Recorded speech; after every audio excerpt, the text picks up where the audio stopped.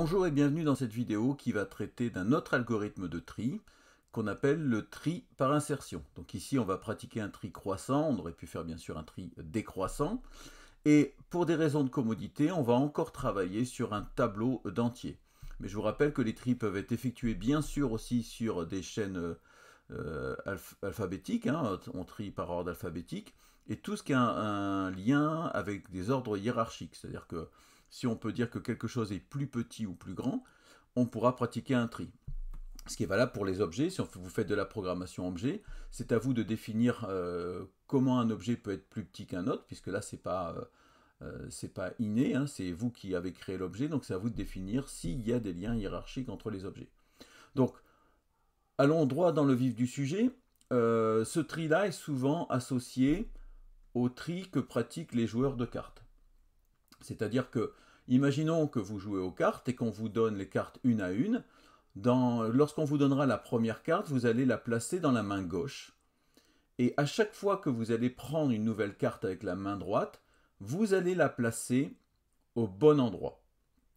Ce qui fait qu'à la fin, quand vous aurez terminé de placer l'ensemble des cartes qu'on vous aura distribuées, vous aurez bien un jeu de cartes triées. En fait, c'est la même chose qu'on va faire avec le tri croissant par insertion. La seule différence, c'est que vous voyez qu'ici on a deux mains, on a une main gauche et une main droite, et en fait, ça serait plus simple d'expliquer cet algorithme en prenant deux tableaux. J'aurais très bien pu prendre un tableau qui symboliserait ma main gauche et un qui symboliserait ma main droite. Le problème de ça, c'est que vous obligez à dupliquer un tableau. Et c'est pas terrible parce qu'en mémoire, évidemment, là on n'a pas beaucoup d'éléments, mais imaginez sur un tableau avec 100 000 ou 200 000 éléments, vous comprenez que ce n'est pas très performant au niveau de la complexité d'espace utilisé. Donc ici, pas temporel, mais plutôt au niveau des ressources. Donc on va faire comme si on a deux tableaux avec un seul. Alors c'est tout à fait possible. On va considérer par exemple ici que le 5, donc mon premier élément, c'est la carte. Alors je dis la carte, évidemment, ici on a des entiers, on peut imaginer que c'est des notes, peu importe, hein, mais c'est pour vous expliquer. On peut considérer que c'est la première que j'aurai sur ma main gauche. D'accord? Donc j'aurai ici sur ma main gauche. Et donc je vais considérer, puisque c'est la première, hein, pour l'instant on imagine qu'on ne voit pas ce qui suit, on peut considérer qu'elle est triée pour l'instant. Donc en fait, on va partir du postulat qu'on a déjà cette carte dans la main gauche, et finalement le premier élément qu'on va vraiment traiter, ça va être l'élément suivant. Donc vous verrez après que quand on va aller dans l'algorithme, on commencera à l'indice 1. Donc ici j'ai mis les indices, hein. Je vous rappelle ça commence à 0, donc de 0 à 5 ça fait 6 éléments, et finalement on va commencer à traiter le premier élément vraiment, c'est le 7, c'est-à-dire la première carte qu'on va me donner de ma main droite. Et là ce que je vais faire, c'est que je vais tout simplement comparer par rapport à la carte d'avant. Est-ce que 7 est plus petit que 5? Non, 7 n'est pas plus petit que 5, donc finalement je peux très bien placer mon 7 ici. Il est à sa place, puisque je vous rappelle qu'on fait un tri croissant. Donc on va considérer cette fois-ci que 5 et 7 sont les cartes que j'ai dans ma main gauche, et ils sont effectivement triés. Je vais après continuer, donc je vais considérer qu'on me donne la carte 10, donc la carte suivante. Donc j'efface ça, je refais. Alors on ne tient pas du tout compte des éléments qui suivent, hein. On ne traite uniquement de l'élément pointé. C'est ça la particularité. Il faut imaginer qu'on vous donne une carte à la fois. Et contrairement à d'autres tris, ici on ne parcourt pas le reste du tableau. On prend juste un à un chaque élément. Donc bien sûr on va les prendre jusqu'au bout. On est bien obligé d'aller jusqu'au bout parce que là on ne sait pas si le dernier élément est à sa bonne place. Et je vous ferai remarquer que le 5 et le 7, je ne sais même pas s'ils sont à leur bonne place. Je sais juste que dans ce mini tableau, on va faire comme si c'était un sous-tableau. Dans ce tableau, je sais que 5 est plus petit que 7, donc ces deux éléments sont triés. Mais ça ne veut pas du tout dire que 5 est à sa place définitive. On va d'ailleurs voir qu'il va bouger. Si je prends le 10, je continue. Est-ce que 10 est plus petit que 7? Non, 10 n'est pas plus petit que 7, donc je laisse l'élément 10. Si c'était le cas, il faudrait que je l'insère au bon endroit, c'est-à-dire que je parcours l'élément jusqu'à savoir à quel endroit je dois l'insérer. Donc ici, ça tombe bien, ça m'arrange, il est au bon endroit. Donc 5, 7, 10, vous êtes bien d'accord que c'est trié. Donc je continue, je place la flèche sur le 2, et là c'est là que ça va commencer à devenir plus intéressant. Donc je traite toujours un élément, comme je vous dis, c'est ce qu'on appelle l'élément clé, et j'ai mon 2 inséré. Est-ce que 2 est plus petit que 10? Ah oui, 2 est plus petit que 10. Donc déjà, il pourrait se mettre là. Mais je continue à comparer avec l'élément qui est avant. Est-ce que 2 est plus petit que 7? Ah bah oui, donc je vais continuer à me mettre là. Est-ce que 2 est plus petit que 5? Oui, donc en fait le 2 doit se trouver ici. Alors évidemment, là je vais mettre simplement un 2 à cet endroit-là, sauf que vous comprenez que dans un tableau, vous allez devoir faire un décalage, c'est-à-dire pour pouvoir insérer le 2, vous allez devoir décaler dans un tableau toutes les cellules d'une rangée. Et évidemment, ça sera important d'avoir mémorisé le 2, parce que quand vous allez mettre le 10 à cet endroit-là, eh ben, le 2 qui était présent sera bien sûr écrasé. Donc, c'est la raison pour laquelle on utilisera une variable qu'on va appeler clé, dans laquelle on aura mémorisé, par exemple, ici le 2. Donc, du coup, je pourrais le replacer ici, puisque je pourrais, même si je l'écrase, je l'aurais mémorisé dans une variable. Donc vous voyez que le 5 finalement n'est plus au début du tableau, le 7 non plus, donc j'ai fait ce qu'on appelle un décalage. Et je continue. Donc par contre, cette partie-là est toujours traitée. Et je continue à traiter uniquement l'élément qui suit. L'élément qui suit, c'est le 11. Donc pareil, j'imagine que le 11, c'est la carte que j'ai eue dans ma main droite. Et je veux savoir, est-ce que 11 est plus petit que 10? Non. Donc c'est super, le 11 est à sa place. Je n'ai rien à faire, je n'ai pas de permutation à faire et je continue. Et là, je l'ai fait exprès, puisqu'on arrive au dernier élément. Donc je vous ferai remarquer que ici, dans cet algorithme, on est bien obligé de parcourir tous les éléments. Enfin, en tout cas, on parcourt de 1 à 5 ici, hein, puisqu'on considère que la première carte est triée, était dans la main gauche. Est-ce que 1 est plus petit que 11? Oui, donc on se situe ici. Est-ce que 1 est plus petit que 10? Oui. Est-ce que 1 est plus petit que 7? Enfin, vous avez compris. En fait, je me retrouve avec un 1 qui va devoir se placer au tout début, et ça va m'obliger à décaler tous les autres éléments. Donc vous comprenez que c'est l'une des limites de ce genre de tri, c'est qu'effectivement, si je me retrouve à la fin de mon tri avec une valeur qui est plus petite que tous les autres, ça m'oblige à tout décaler. Ce qui n'est pas vrai pour un joueur de cartes, parce qu'en fait, il va pouvoir placer directement, lui, sa carte au bon endroit. Il n'a pas besoin de décaler. Il va insérer directement ici le 7, mais s'il avait un 1, il pourrait simplement mettre là. Voilà sur le principe du tri par insertion. On va maintenant étudier un peu plus en détail l'algorithme. Voyons ensemble l'algorithme que j'ai déjà écrit pour gagner du temps. Et nous allons voir que c'est exactement ce qui s'est passé, donc ce qu'on a fait tout à l'heure sur le principe. Alors si on regarde, on a une boucle, si on regarde la structure de notre algorithme, on a une boucle principale qui commence à 1, et c'est la particularité.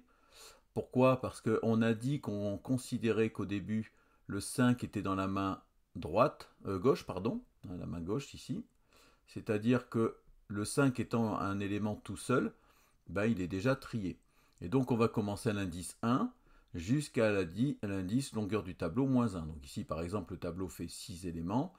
1, 2, 3, 4, 5, 6, 6 moins 1, on a donc bien jusqu'à l'indice 5. Puis après on a dit qu'on travaillait, on insérait en fait à chaque fois comme si on nous donnait une carte. Donc comme si on nous donnait un nouvel élément. Et ce nouvel élément qui ici au début sera le 7, c'est ce qu'on appelle la clé. Donc pour mémoriser ça, à l'intérieur de cette boucle, je fais tout simplement clé prend T de I. Comme I vaut 1 au début, effectivement, dans clé, j'aurai donc bien la valeur 7. OK? Et après, je prends J prend I moins 1. Alors pourquoi je fais ça? C'est que vous avez compris que comme je considère, bon ici il n'y a qu'un élément, il faut que je regarde si le 7 est à sa bonne place. Est-ce que le 7 est bien après le 5 ou est-ce qu'il est avant le 5? S'il était avant le 5, il faudrait dans ce cas-là que je fasse une permutation. Et donc cette boucle, elle va être faite ici tant que J est plus grand ou égal à 0. Donc J c'est les indices ici, effectivement je ne peux pas aller à un indice négatif. Et tant que la valeur que je suis en train de comparer est supérieure à la clé. Alors c'est l'illustration qu'on a eue avec le 2, parce que là en fait le 7 est bien placé et le 10 est bien placé. Par contre si je reprends, pourquoi c'est J-1? C'est que je vais comparer avec l'élément qui est avant. Donc quand je vais insérer, donc je vais reprendre avec l'élément le 5 était bien placé, donc le tant que n'est pas exécuté ici. D'accord? Puisque ici, sur la première valeur, quand je prends le 7, eh ben, cette condition n'est pas vraie. Puisque 5, pardon, T de J ici vaut 5, puisque c'est I-1. Donc, comme la clé est mise à l'indice 1, T de J, qui vaut I-1, on compare avec l'indice 0. Donc, on ne peut pas dire que 5 est plus grand que 7. Donc, comme cette condition n'est pas vraie et que j'ai un et, finalement, pour l'indice 7, je ne rentre jamais dans ce tant que. Je passe directement à cette affectation, c'est-à-dire que finalement, je laisse le 7 où il est. Et c'est exactement ce qui se produit également à nouveau pour le 10. Donc je vais incrémenter ici mon i et je vais passer à 2. Par contre, pour le 2, donc c'est ce qu'on avait vu tout à l'heure, pour le 2, là, effectivement, quand je commence à insérer le 2, donc j'ai mes 3 éléments ici qui sont triés, ben, le 2, donc on est ici, tant que j est supérieur ou égal à 0, il n'y a pas de souci, puisque ici ma clé, donc ça va être 2, donc je vais changer, je vais mettre 2, donc ici j'ai le 2 que je vais insérer, t de i, c'est la valeur, donc ici i vaut 3, donc ici i vaut 3, j prend i-1, donc ça veut dire que j vaut 2, et effectivement, je vais bien comparer avec l'indice 2. Et je vais vérifier si T de J, donc, est-ce que 10 est plus grand que 2? Cette condition est vraie. Est-ce que J est supérieur ou égal à 0? C'est vrai. Donc, je vais rentrer dans cette boucle. Et qu'est-ce que je fais dans cette boucle? Je fais tout simplement un décalage, puisque je sais que du coup, ce n'est pas au bon endroit. C'est-à-dire que T de J plus 1 va prendre T de J. Donc, je vais tout décaler. Je vais mettre 10 ici. D'accord? C'est-à-dire qu'au début, je me retrouve avec 2,10 et je vais comparer ici avec la valeur 7. Est-ce que 7 est plus grand que 2? Oui. Donc, à nouveau, je vais mettre 7 ici. Donc, vous comprenez que j'efface les valeurs. Est-ce que 5 est plus grand que 2? Oui. Donc, à nouveau, je fais mon décalage. Donc, je copie le 5 ici. Donc, tout ce que je suis en train de faire là, ça correspond à cette ligne-là. Le fait d'écraser et le fait d'aller dans ce sens-là, c'est ce qui est fait ici en décrémentant le J. Et puis ici, j'arrive, je ne peux pas continuer à décrémenter, donc cette condition-là n'est plus vraie, donc je sors de la boucle et tout simplement, je remplace mon 5 par ma clé, par le 2. Et voilà comment fonctionne cet algorithme de tri par insertion. Nous allons voir maintenant une implémentation Python de ce tri.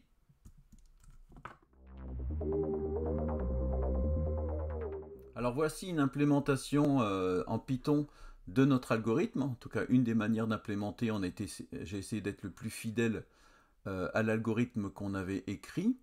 Et petite remarque que je n'ai pas faite tout à l'heure quand on a étudié l'algorithme, c'est qu'on remarque qu'on a deux boucles. On a une boucle pour, ici, et une boucle tant que.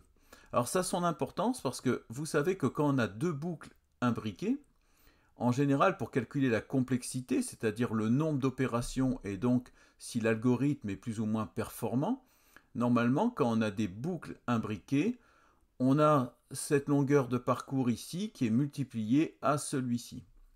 Et vous vous souvenez qu'en complexité, on y va à la louche, c'est-à-dire qu'ici, on va considérer qu'on va parcourir, et là, c'est vrai, quasiment tous les éléments du tableau. Alors, on commence à 1, mais en complexité temporelle, on ne fait pas attention, donc on va considérer qu'on aura n ici, n étant la longueur du tableau. Et ici, c'est ça qui change, c'est qu'on a vu que parfois, ce tant que n'était pas exécuté. Si l'élément est bien placé, il n'y a pas besoin d'exécuter le tant que. C'est bien la différence par rapport à un pour.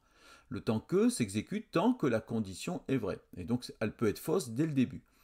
Si elle est tout le temps vraie, c'est-à-dire si le tant que s'exécute à chaque fois, c'est-à-dire dans le pire des cas, dans le cas où on a un tableau qui est trié dans l'autre sens, c'est-à-dire que si par exemple j'avais un tableau trié par ordre décroissant, je devrais donc décaler à chaque fois tous les éléments, bah dans ce cas-là, ça équivaudrait à nouveau à 1 pour.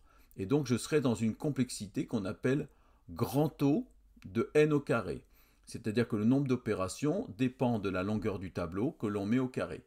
Par contre, si je suis dans le meilleur des cas, c'est-à-dire que j'ai un tableau qui est déjà trié, je ne rentrerai jamais dans ce tant que, puisque le tableau est trié, donc je n'ai pas de permutation à faire, je n'ai pas de décalage à faire pour insérer l'élément, et donc je serai dans une complexité de grand taux de n, c'est-à-dire uniquement n opérations, ce qui change énormément les choses. Bien sûr, là, on a le pire et le meilleur, mais vous comprenez que du coup, cet algorithme est intéressant lorsqu'on a un élément qui est quasiment trié, où on a peu, finalement, de permutations à faire. Bon, voilà, je suis passé sur la complexité avant. Peut-être j'aurais dû le faire à la fin.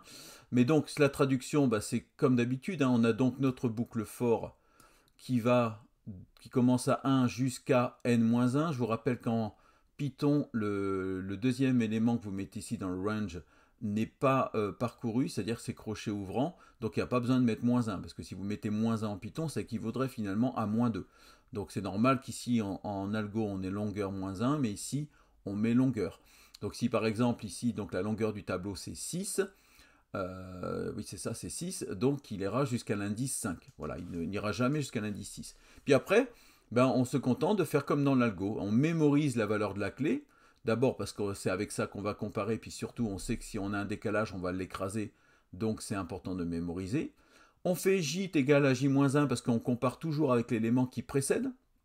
Hein, on est toujours dans une comparaison avec l'élément qui précède, je l'avais expliqué lors de l'algorithme. Et on va éventuellement parcourir, si l'élément n'est pas bien placé, on va déplacer les éléments à chaque fois qu'on verra que l'élément est plus grand. Et à la fin, bah, soit on s'arrêtera parce qu'on aura trouvé à insérer, soit on aura tout parcouru, et ça veut dire que notre élément se trouve au début du tableau. Et on insère après j plus 1 l'élément. Alors c'est important de faire j plus 1 parce que ici, regardez, j supérieur ou égal à 0, c'est-à-dire qu'on compare également avec le premier indice, normal, puisqu'on doit peut-être que l'élément se met au début, et comme j vaut 0, effectivement, le tableau ici, enfin j vaut -1, ici, puisque ici je retire -1, donc j est supérieur ou égal à 0, donc ici j vaut 0, et quand il sort du temps que j vaut -1, donc je mets +1 pour mettre au début du tableau à l'indice 0. Donc, j'ai fait le test en mettant des notes 5, 7, 10, 2, 11, 1, c'est-à-dire j'ai repris les valeurs qu'on avait utilisées. J'affiche le tableau avant le tri. J'appelle ma fonction tri par insertion en lui passant mon tableau, note, et je le raffiche après. Donc on va l'exécuter. Je vais monter ici la valeur, et vous voyez bien qu'on a 5, 7, 10, 2, 11, 1. Et après le tri, on a 1, 2, 5, 7, 10, 11. Voilà pour le tri par insertion. Je vous remercie pour votre attention et j'espère avoir été le plus clair possible. Bonne continuation.